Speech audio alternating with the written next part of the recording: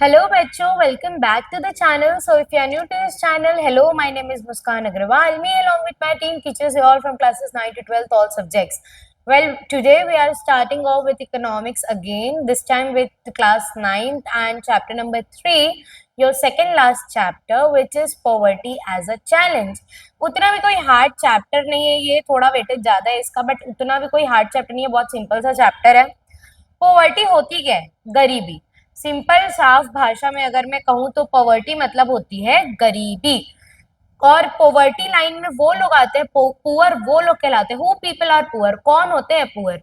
Poor वो लोग कहलाते हैं जो कि अपनी बेसिक नेसेसिटीज ऑफ लाइफ भी पूरी नहीं कर पा रहे हैं। They are adult, they are all sufficient to work, all efficient to work, but they are not able to fulfill their basic necessities of life. For example, clothing, shelter, livelihood. जो अपना 2 वक्त का रोटी कपड़ा मकान भी नहीं अफोर्ड कर पा रहे हैं, वैसे लोगों को हम पुअर बताते हैं और वो लोग पॉवर्टी लाइन के नीचे कहलाते हैं। जब इंडिया हमारा आजाद हुआ था आफ्टर ब्रिटिश रूल, तो इंडिया की लिटरेसी रेट बहुत ही कम थी, यानी कि 80% लोग तो इलिटरेट ही थे, समझ जाओ। तो पॉवर्टी भी उतनी ज्यादा थी।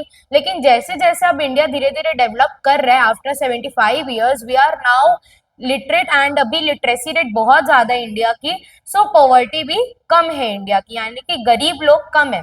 सरकार भी ध्यान दे रही। पहले ब्रिटिशर्स उतना ध्यान नहीं देते थे कि इंडिया गरीब है, उन लोग गरीब देश ही समझते थे इंडिया को। और लेकिन अभी की जो सरकार है, इंडियन सरकार, वो थोड़ा ध्यान दे रही है, एम्प्लॉयमेंट अपॉर्चुनिटीज प्रोवाइड कर रही है, अनटचेबल्स एसटी को रिजर्वेशन प्रोवाइड कर रही है। तो ये सारी चीजों से हम लोग समझ सकते हैं कि पॉवर्टी कितना बड़ा चैलेंज है गवर्नमेंट के लिए दूर करना, और पॉवर्टी कितना मैसिव एक इशू है। तो poverty can be defined as lack of daily requirements of livelihood like food, clothing, education etcetera. तो पॉवर्टी को हम कैसे डिफाइन कर सकते हैं? जब एक इंसान एक खाना, कपड़ा और एजुकेशन, मकान कुछ भी अफोर्ड नहीं कर सकता, बेसिक सी लाइवलीहुड नहीं जी पाता, तो वैसे इंसान को हम पुअर कहते हैं और वो लोग पॉवर्टी के अंडर में आते हैं। पुअर जो है वो अर्बन एरियाज में और रूरल एरियाज में उनकी डेफिनेशन अलग होती है। जैसे कि अर्बन एरियाज मतलब सिटी वाले एरियाज, रूरल एरियाज मतलब कि गांव के एरियाज। तो गांव के एरिया में सर्वाइवल के लिए आपको पैसे की रिक्वायरमेंट कम है, क्योंकि वहां खर्चे कम है। लेकिन वहीं अगर आप शहर में आएंगे तो आपको पैसे की रिक्वायरमेंट ज्यादा है। जैसे कि आप ये समझ सकते हो कि जो इंसान गांव में अमीर है, हो सकता है वो शहर में अमीर ना हो। बोलते हैं ना, कई इंसान जो जॉब कर रहे हैं शहर में, बोलते हैं अरे 2 बीघा जमीन, अभी मीम मीम देखा होगा आपने इंस्टाग्राम पे, 1 बीघा जमीन तो हमारी गांव में है, 2 बीघा जमीन गांव में है, हम तो बहुत अमीर है।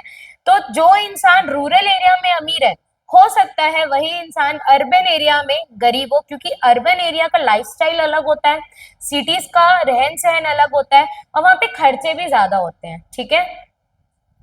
अगर हम इंडिया की बात करें तो इंडिया में हर 4th पर्सन, रेशियो के हिसाब से हर 4th पर्सन गरीब है। ये वैसे आपकी बुक का डेटा बहुत पुराना है, तो आपकी बुक के हिसाब से हर 4th पर्सन गरीब है, बट वो अब थोड़ा सा कम हो चुका है, रेट थोड़ा कम हो चुका है।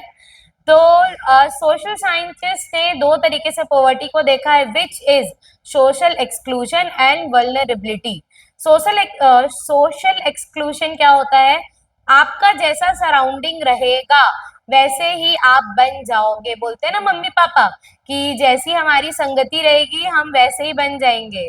हमारे दोस्त अच्छे तो हम भी अच्छे बनेंगे, हमारे दोस्त गंदे तो हम भी गंदे बन जाएंगे।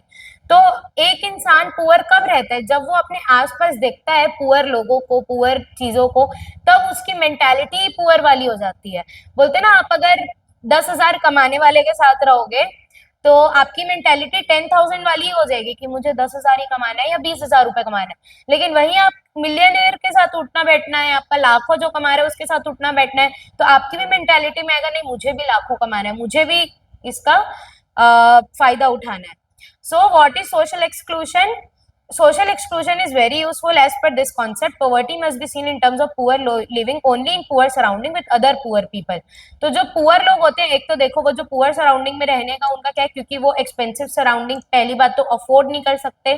जैसे कि मुंबई में बहुत सारी मैसिव एरिया में चॉल्स बनी हुई है, जिसमें मतलब आप देखोगे तो इतने इतने से घर होते, छोटे छोटे से 4x4 के, जिसमें से लोग रह रहे होते हैं, किराया होता है 400-500 रुपए महीना, 300 रुपए महीना। तो एक पुअर वैसे ही इन्वायरमेंट में रहता है अदर पुअर के साथ। आपने कभी सुना है कि किसी पुअर का घर मन्नत के बगल में हो या बड़े से बंगलों के बगल में हो? नहीं होता, क्योंकि first of all they can not afford it, and second of all the society will not accept them living with them. यानी कि सोसाइटी हमारी वैसी कि हम उन्हें एक्सेप्ट नहीं कर सकते कि कोई हमारे साथ इस टाइप का रहे। वल्नरेबिलिटी क्या होती है? यानी कि मजबूरी, कि मतलब कि अदर पीपल, जैसे कि मजबूरी से जो गरीब हुए हैं वो एक वल्नरेबिलिटी हो जाती है। जैसे कि मान लीजिए आप बहुत ज्यादा अभी अभी आपने घर बनवाया है, ये है वो है, लेकिन सडनली एक नेचुरल डिजास्टर के कारण अर्थक्वेक आता है और आपका वो घर गिर जाता है। आपने इंश्योरेंस भी नहीं करा रखा, कुछ नहीं करा रखा, और वो घर गिर जाता है, तो आप सडनली रिच से middle class, lower middle class भी आ सकते हो सकता है आप पुअर भी हो जाओ। तो ऐसे नेचुरल डिजास्टर, अनअवेबिलिटी ऑफ जॉब्स, यानी कि आपने पूरी पढ़ाई लिखाई कर ली, आपने पूरे खर्चा कर लिया, अपनी इंजीनियरिंग कर ली, आपने लाखों खर्च कर लिए इंजीनियरिंग में, फिर भी आपके पास जॉब नहीं है and you are adult more than 24 25 of your age, and then also you are not having job, then this situation is known as vulnerability। मतलब एक इंसान vulnerable हो जाता है, मजबूर हो जाता है poverty यानी कि गरीब वाली लाइफ जीने में।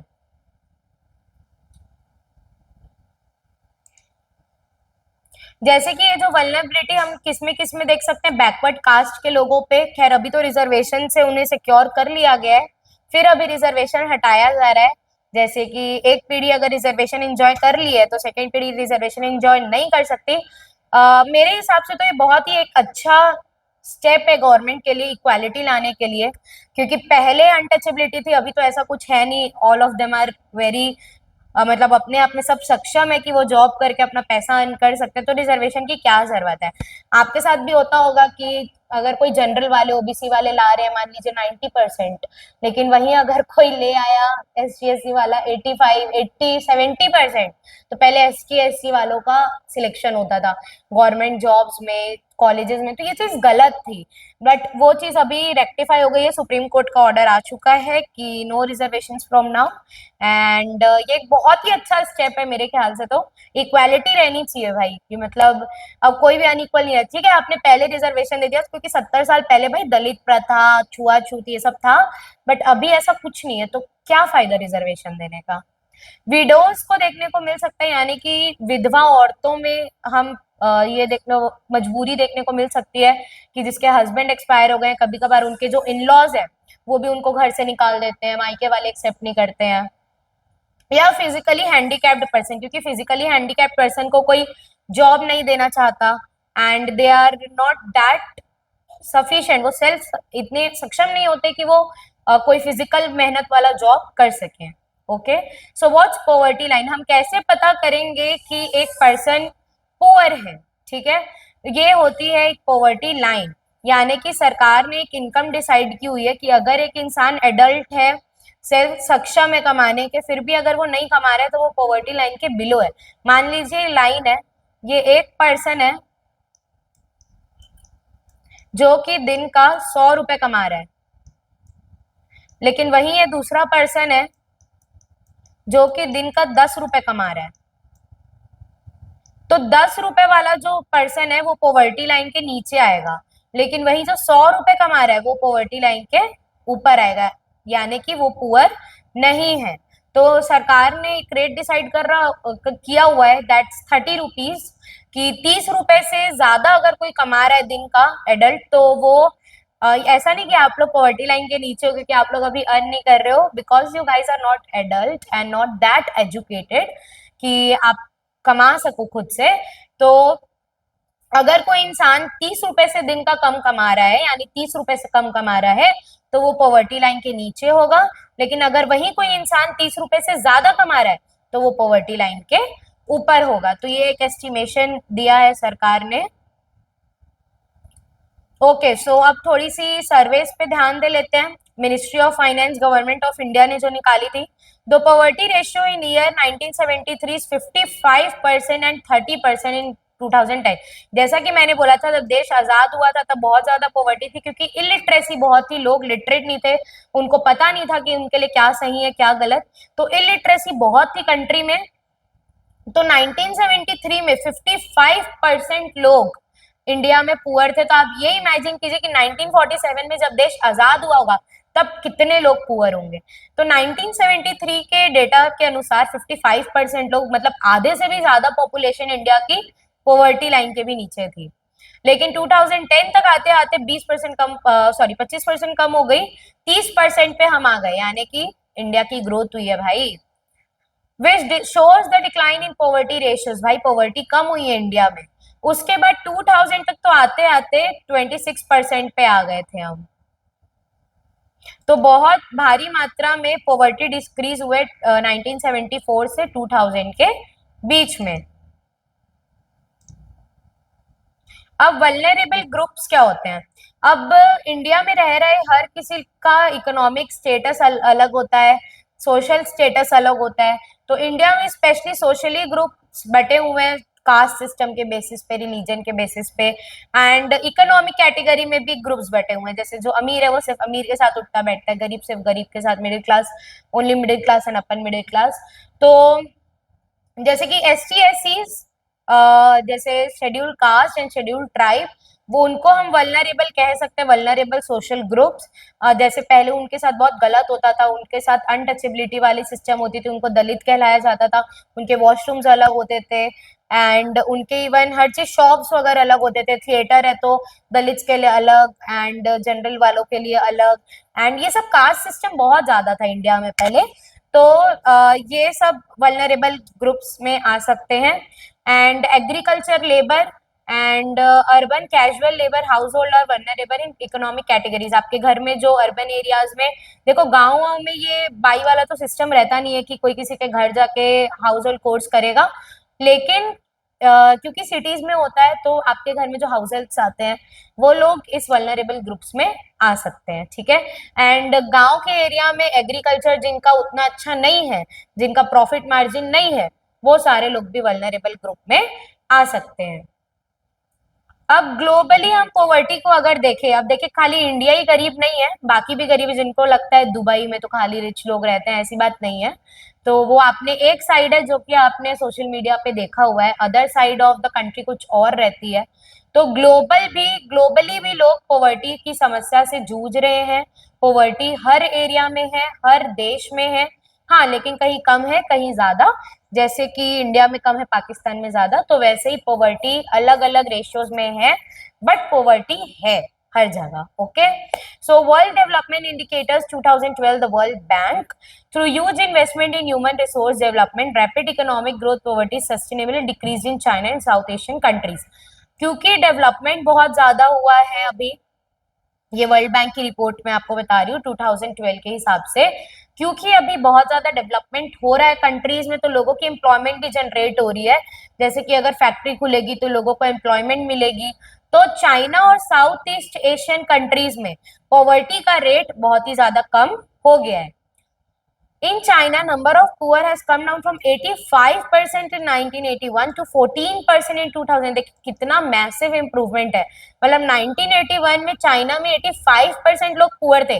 देखिए तो 30 रुपए वाला कॉन्सेप्ट है, हो सकता है चाइना में ना चलता, मतलब नहीं चलता है, वो इंडिया का कॉन्सेप्ट है, वहां की पॉवर्टी लाइन अलग हो सकती है। लेकिन चाइना के हिसाब से 1981 में 85% लोग, 85% लोग वहां पे गरीब थे। लेकिन 2008 तक आते आते सिर्फ 14% गरीब रह गए हैं वहां पे। मतलब बहुत मैसिव डेवलपमेंट एंड इम्प्रूवमेंट है।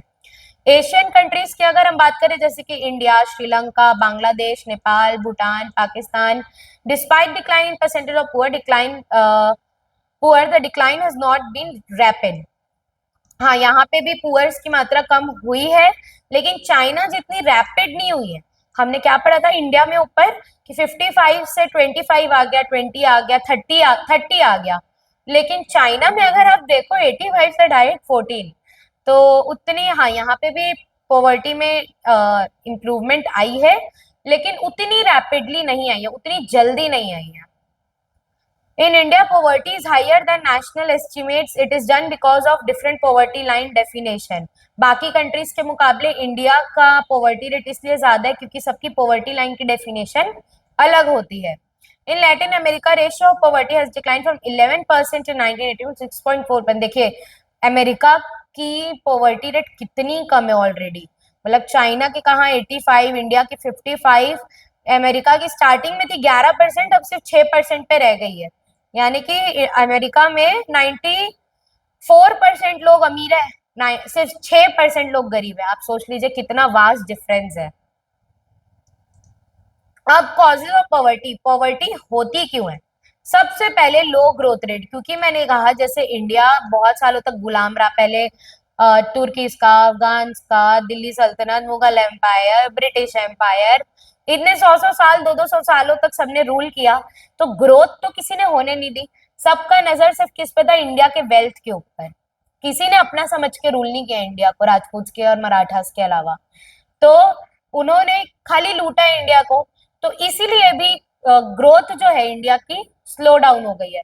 जैसे कि चाइना में ग्रोथ बहुत जल्दी है, जापान, चाइना, ये सब में ग्रोथ बहुत जल्दी है, डेवलपमेंट बहुत जल्दी आया, तो वहां पे पॉवर्टी भी जल्दी डिक्लाइन हुई। लेकिन वही इंडिया में ग्रोथ कम थी, डेवलपमेंट कम थी, इसीलिए वहां पे जो पॉवर्टी है वो धीरे धीरे करके कम हुई। Discouragement of development of industries and handicraft product. देखिए इंडिया में ज्यादातर लोग हैंडीक्राफ्ट प्रोडक्ट्स बनाते हैं, बनाते थे, आई मीन छोटी छोटी कॉटेज इंडस्ट्रीज वाले। तो वहां पे इंडिया के लोगों का माइंडसेट अब कुछ डेवलपमेंट वाला या फिर एंटरप्रेन्योर दिमाग नहीं होता है, उनका जॉब वाला दिमाग होता है। तो इसीलिए भी हमने पॉवर्टी में लैग किया, यानी हम पुअर रह गए। जैसे कि हैंडीक्राफ्ट प्रोडक्ट्स इंडिया के बहुत सारे लोग, जैसे उनकी स्पेशलिटी होती है, आप गांव अगर एरिया में जाओगे, लोग लकड़ी के सुंदर सुंदर खिलौने बनाते हैं, बास्केट्स बनाते हैं, पॉट्स बनाते हैं। और लेकिन लोग उस चीज को अप्रिशिएट नहीं करते, लोग मशीन वर्क को ज्यादा अप्रिशिएट करते हैं।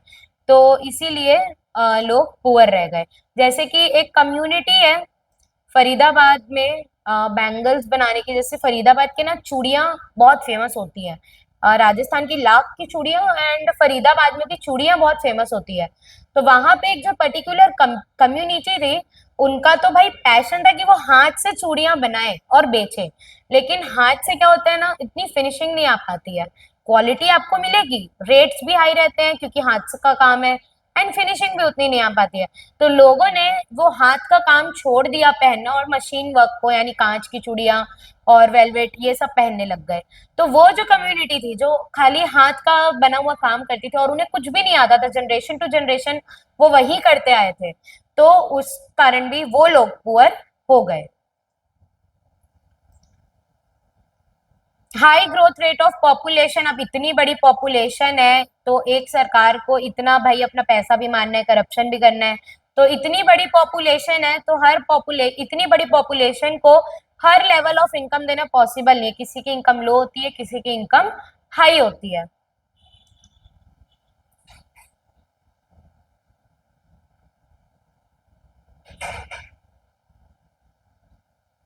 फिर आता है ह्यूज इनकम इनइक्वालिटी, यानी कि लोगों की इनकम इक्वल नहीं है। लोगों की इनकम इक्वल नहीं है। जैसे कि गवर्नमेंट ने कई सारी पॉलिसीज निकाल देती है, जैसे टैक्स बढ़ा देना और जितनी इनकम है उससे ज्यादा टैक्स लेना फिर बेचना, इस टाइप का कर देती है गवर्नमेंट। तो ये भी एक मेजर कॉज हो सकता है पॉवर्टी का। लैंड रिसोर्सेस की कमी होना। जैसे जो विलेजर्स रहते हैं वो लोग एग्रीकल्चर पे डिपेंड रहते हैं अपने इनकम के लिए। लेकिन अगर लैंड उनकी बंजर निकल गई, उतनी फर्टाइल नहीं निकली, क्रॉप्स अच्छे से ग्रो नहीं हो पाए, तो वो लो लेवल ऑफ एग्रीकल्चर हो जाता है और इनकम भी कम हो जाती है, और ये एक मेजर कॉज रहता है पॉवर्टी का। ठीक है, तो अब आपने हमने कॉजेस तो पढ़ लिए कि पॉवर्टी के क्या क्या कॉजेस हैं, लेकिन अब हम एंटी पॉवर्टी मेजर्स भी पढ़ेंगे कि क्या क्या गवर्नमेंट ने मेजर्स लिए हैं पॉवर्टी को रोकने के लिए। तो इतने सारे हमारे पॉवर्टी मेजर्स हैं जो हमें पढ़ना है। सबसे पहले anti poverty poverty strategy of government is based broadly on two plan, promotion of economic और टारगेटेड एंटी पॉवर्टी प्रोग्राम। दो तरीकों से गवर्नमेंट ने सोचा कि हम पॉवर्टी को हटा सकते हैं। एक तो सबसे पहला इकोनॉमिक ग्रोथ करके, यानी कि इंडिया को या किसी भी कंट्री को इकोनॉमिकली ग्रो करके, एंटी पॉवर्टी प्रोग्राम चला के। एंटी पॉवर्टी प्रोग्राम मतलब कि एम्प्लॉयमेंट दे देना, गैस दे देना, 1 रुपए किलो चावल दे देना, 2 रुपए किलो चावल दे देना, वो सब करके हम पॉवर्टी को हटा सकते हैं कि एटलीस्ट कोई भूखा ना सोए। तो सबसे पहला promotion of economic growth. According to official poverty estimation, the growth rate jumped from average of 3.5% a year in 1970 to 6% in 1980s and 90। देखो अब उतना रैपिड नहीं है, जैसे कि मैंने कहा इंडिया में ग्रोथ हो रही है लेकिन उतनी रैपिड नहीं हो रही है। 1970 में 3% था इकोनॉमिक ग्रोथ, अभी सिर्फ 6% है 1980 1990s में। मतलब इतने सालों बाद भी, 10-20 साल बाद भी सिर्फ 3% का ग्रोथ आया है इंडिया के इकोनॉमी में। The help of high rate growth reduction of poverty is possible. लेकिन जैसे जैसे हम इकोनॉमी में हाई ग्रोथ लाएंगे वैसे वैसे पॉवर्टी कम होती जाएगी। It shows a link between poverty reduction and economic growth. Therefore, promotion of economic growth helps to reduce poverty. Economy देखो, पैसा और पॉवर्टी रिलेटेड, आप जितना ज्यादा इंप्लॉयमेंट जनरेट करोगे लोग काम करेंगे और उनको खाली बैठना नहीं पड़ेगा, पॉवर्टी कम होगी। तो इसीलिए इकोनॉमिक ग्रोथ बहुत ही ज्यादा जरूरी है पॉवर्टी को रिड्यूस करने के लिए। अब क्या क्या प्रोग्राम चलाए गए हैं इसमें, ये बहुत ज्यादा इंपॉर्टेंट है। NREGA, national rural employment guarantee act. It was launch in September 2005। ये 2005 में लॉन्च हुआ था। It provide 100 days of assured employment every year to every rural household in 200 districts. यानी कि जितने भी गांव के लोग हैं, जो लोग सक्षम है काम करने के लिए, उनको 100 डेज तक फ्री में एम्प्लॉयमेंट दिया जाएगा। मतलब 100 दिन आप काम करिए, आपको 100 दिन का पैसा भी दिया जाएगा। और ये करीबन 200 डिस्ट्रिक्ट में चालू किया गया था। Later the scheme will be extended to 600 district. और लेटर ऑन ये जो रूल है वो 600 डिस्ट्रिक्ट तक फैला दिया गया। 1/3 of propose job would be reserve for women. और जिसमें से 1/3 जॉब किसके लिए रिजर्व होगी? वुमेन के लिए रिजर्व होगी। In this act, if an applicant is not provided employment within 15 days, then he or she will be entitled to a daily unemployment allowance. लेकिन अगर 15 दिन के अंदर आपको एम्प्लॉयमेंट नहीं दी गई सरकार के तरफ से, तो आपको अनएम्प्लॉयमेंट अलाउंस यानी कि जैसे पेंशन होती है ना, वैसे आपको हर महीने दिया जाएगा। मतलब ये गारंटी कर रही थी सेंट्रल गवर्नमेंट आपको एम्प्लॉयमेंट देने की, 100 दिन तक एम्प्लॉयमेंट देने की फ्री में 200 डिस्ट्रिक्ट में। लेटर ऑन 600 डिस्ट्रिक्ट तक एक्सपेंड कर दिया गया। और वुमेन के लिए 1/3 सीट रिजर्व थी। एंड 15 डेज के अंदर अगर किसी लड़का या लड़की को एम्प्लॉयमेंट नहीं मिलती है, जो कि बहुत ज्यादा नीडी है, तो उनको अनएम्प्लॉयमेंट अलाउंस देगी गवर्नमेंट, जैसे कि पेंशन होती है वैसे। फिर आता है प्राइम मिनिस्टर रोजगार योजना। It was launched on 2 October 1993। The objective of the program is to create self-employment opportunities for educated unemployed youth in rural areas and in small town. It also helped in setting up small business and industries. देखो जितने भी लोग unemployed है rural area में, urban area में, youth जो unemployed है, उनके लिए छोटे मोटे इंडस्ट्रीज खोले गए कि आप यहाँ पे आके जॉब करिए, हम आपको एम्प्लॉयमेंट देंगे, सरकारी नौकरी। स्वर्ण जयंती Gram Swarozgar Yojana. This program was launch on 1 April 1999। 1999 को ये प्रोग्राम लॉन्च किया गया था। इसका ऑब्जेक्टिव ये था कि people to organize them into self-help groups by the way of promoting enterprises at the village level. This program helped to exist poor family above the poverty line. In this program, government provides subsidy and bank credit to rural people for generating the income. ये self help group को और ज्यादा promote करी थी। Self help group क्या होते हैं? जैसे कि पापा मम्मी लोग बीसी खेलते हैं ना, आपस में ग्रुप बना लेते हैं 15 to 20 मेंबर्स का। वो लीगली रजिस्टर्ड नहीं होते हैं लेकिन आपस में फंडिंग करते रहते हैं और फिर जिसको पैसे की जरूरत होती है उसके पूरे पैसे दे देते हैं और या तो हर मंथ किसी एक की बीसी निकलती है, तो उसको प्रमोट करना। साथ ही साथ सब्सिडी प्रोवाइड करना, जैसे कि जो गांव के लोग होते हैं उनके पास राशन कार्ड होता है। स्मार्ट कार्ड एक बना था, स्मार्ट कार्ड होता है जिससे कि उनको हेल्थ केयर में 50% 40% ऑफ मिल जाता है। आपका अगर हार्ट सर्जरी 1 लाख रुपए का खर्चा आपका 50,000 में हो जाएगा, 40,000 में हो जाएगा। एंड सब्सिडी प्रोवाइड करना, बैंक के बारे में और नॉलेज देना और रूरल पीपल के लिए, जो गांव के लोग हैं उनके लिए एक इनकम सोर्स जनरेट करने का काम ये करते थे। रूरल एम्प्लॉयमेंट जनरेशन प्रोग्राम ये 1955 में लॉन्च किया गया था और ये 25 लाख न्यू जॉब और स्मॉल टाउन्स और रूरल एरिया में प्रोवाइड करने का गवर्नमेंट ने इसे प्रॉमिस किया था। प्रधानमंत्री ग्रामोदय योजना ये 2000 में लॉन्च किया गया था। इसका ऑब्जेक्टिव था कि रूरल पीपल में जो लोग रह रहे हैं उनका स्टैंडर्ड ऑफ लिविंग बढ़ाया जाए, यानी कि वहां पे नए नए हॉस्पिटल खोले जाए, स्कूल खोले जाए, शेल्टर बनाए जाए, साफ पानी आए, जिस गांव में बिजली नहीं है वहां पे भी हम बिजली दें। लास्ट है हमारा संपूर्ण ग्रामीण रोजगार योजना। ये 2001 में लागू किया गया था और the aim of the program is to provide ways to the employment and to create durable community social and economic assets।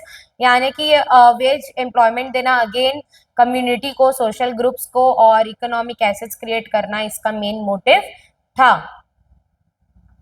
अब चैलेंजेस इसमें क्या क्या थे?